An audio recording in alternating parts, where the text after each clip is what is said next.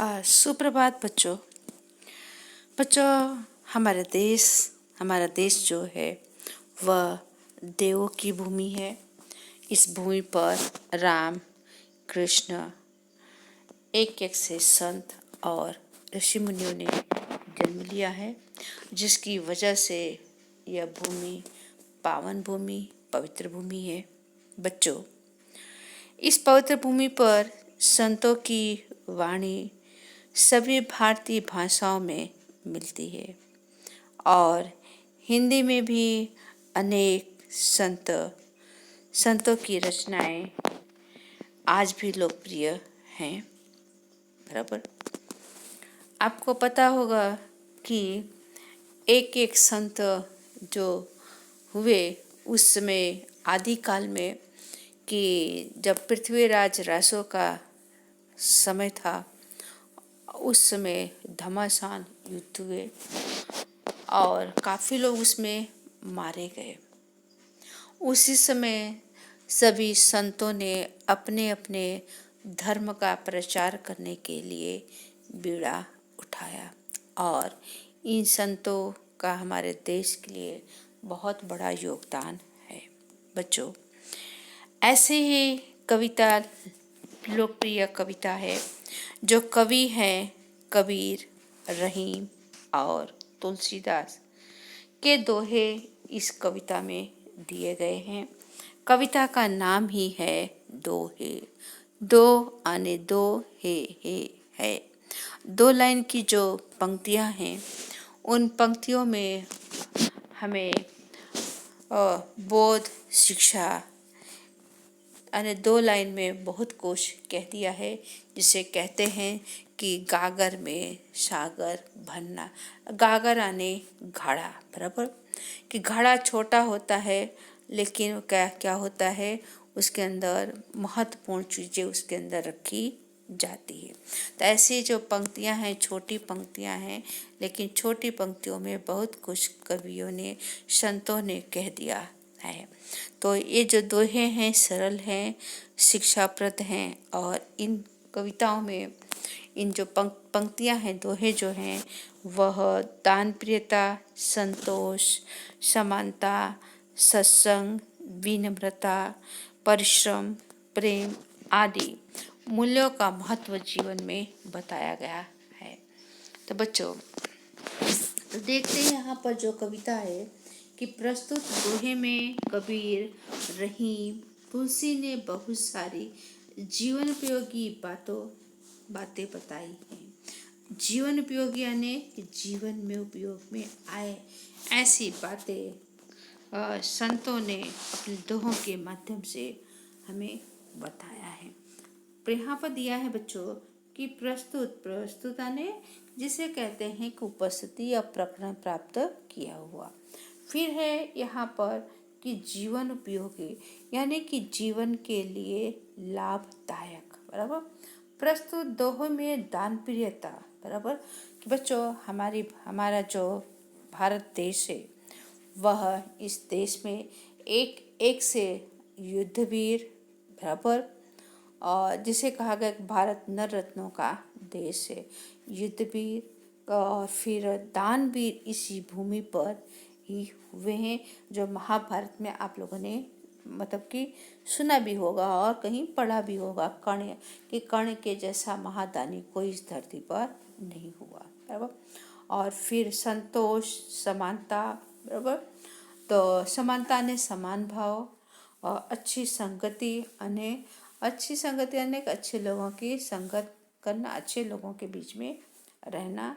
महत्ता ने महत्व, विनम्रता, विनम्रता का अर्थ होगा कि बच्चों जिसे कहा जाता है कि मतलब कि हर एक के प्रति क्या अच्छे भाव, विनय होने का भाव, विनम्रता ने विनय होने का भाव बताया गया है। ओके, फिर यहाँ पर दिया हुआ है कि निर्देशिता ने निर्देश किया गया। ओके, तो यहाँ पर कवि जो हैं संत कबीर, बराबर, कि तो बच्चों संत कबीर जो हैं वो भक्तिकालीन निर्गुण और धारा के और सर्वोपरि सर्वश्रेष्ठ कवि हैं कबीरदास जी। कबीरदास जी आदिकाल के बाद भक्ति काल में इन्होंने अपने धर्म का क्या किया है, प्रचार किया है। कबीरदास की एक पंक्ति है कि मसिका गद छुए नहीं, कलम कहो नहीं हाथ।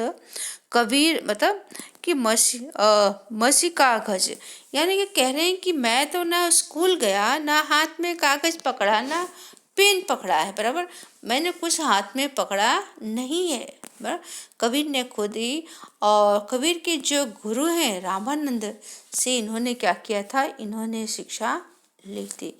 लेकिन बच्चों, आपको शायद पता नहीं होगा, कबीरदास को जन्म देने वाली एक विधवा ब्राह्मणी जो इनको जन्म देती है और उसके बाद इनका परित्याग कर देती है।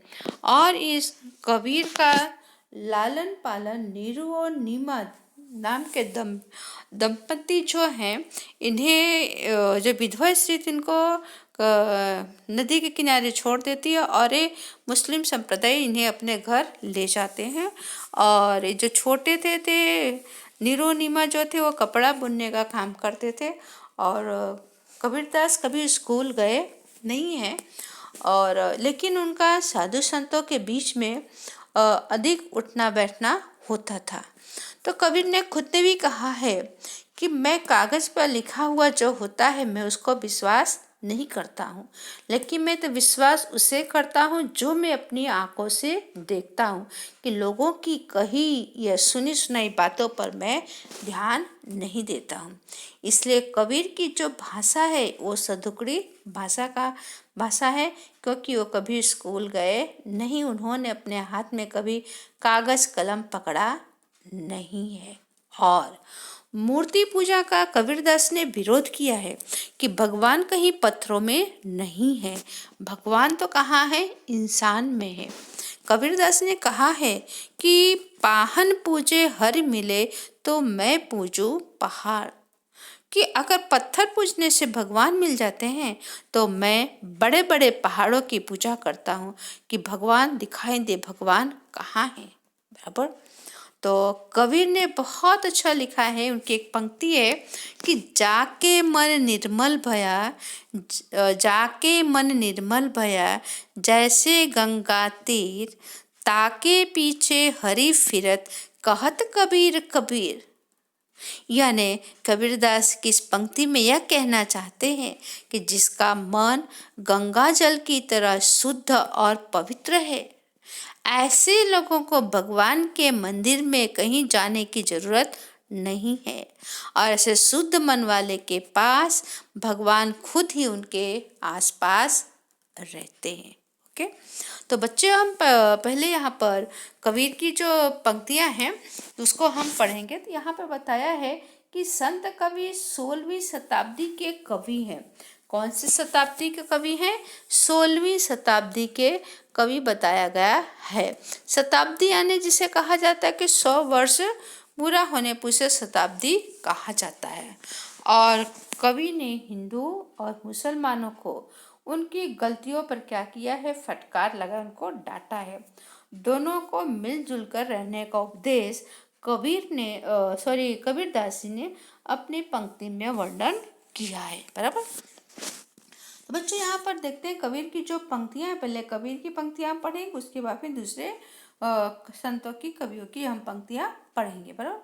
तो कबीर की जो पंक्ति यहाँ पर पहली जो पंक्ति है, कबीर इस पंक्ति में कहना चाहते हैं कि साईं इतना दीजिए जामे कुटुंब समाए, मैं भी भूखा न रहूं साधु न भूखा जाए, बराबर। साईं यानी जिसे कहते हैं कि भगवान, प्रभु, ईश्वर, बराबर। कि कबीरदास जी कह रहे हैं कि हे प्रभु, कि तुम मुझे इतना ही दीजिए, बराबर। क्या कह रहे हैं कि हे प्रभु तुम मुझे बस इतना ही दीजिए। क्या दीजिए?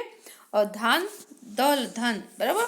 जामे कुटुंब समाए, कुटुंब माने परिवार, बराबर, कुटुंब जिसे कहते हैं।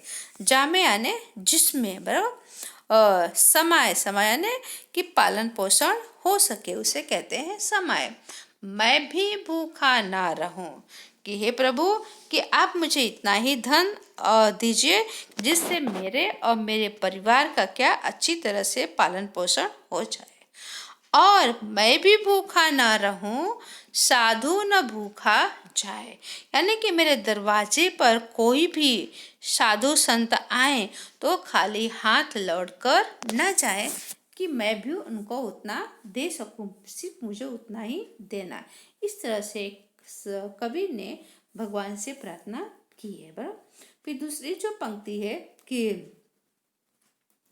बिना विचारे जो करे सो पाछो पछताए, काम बिगाड़े आपनो जग में होत हसाए।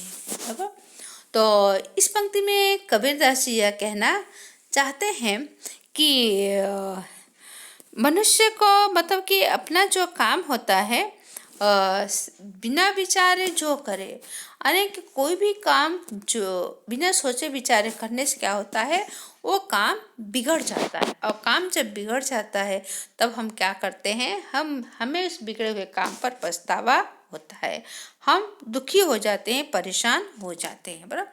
काम बिगाड़े आपने जग में होत हंसाए, जग यानी संसार, हंसा यानी मजाक, हंसी के पात्र हम बन जाते हैं। यानी इस पंक्ति में पूरा कहने का तात्पर्य कवि का यह है कि जो मनुष्य कोई भी काम करता है कि काम करने से पहले उस मनुष्य को सोच समझ कर ही वह काम करना चाहिए। अगर वह सोचे समझे बिना काम करता है तो उसे बाद में पश्चाताप होता है, और वह अपना काम तो बिगाड़ता ही है, लेकिन वह क्या होता है, हंसी का पात्र बन जाता है।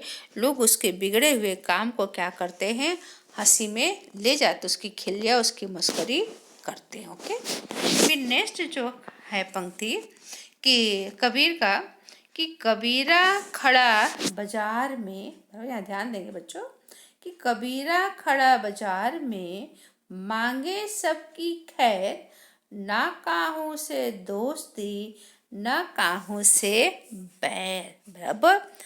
कि यहाँ पर कबीरा खड़ा बाजार में, बराबर, कबीरदास जी कह रहे कि मैं कहाँ खड़ा हूँ, कि मैं बीच बाजार में खड़ा हूँ, मैं कि सबके सामने मैं खड़ा हूँ। बराबर। क्या हूँ, मांगे सबकी खैर, खैराने कुशल, कि सब लोग क्या रहें, सब लोग अच्छी तरह से रहें।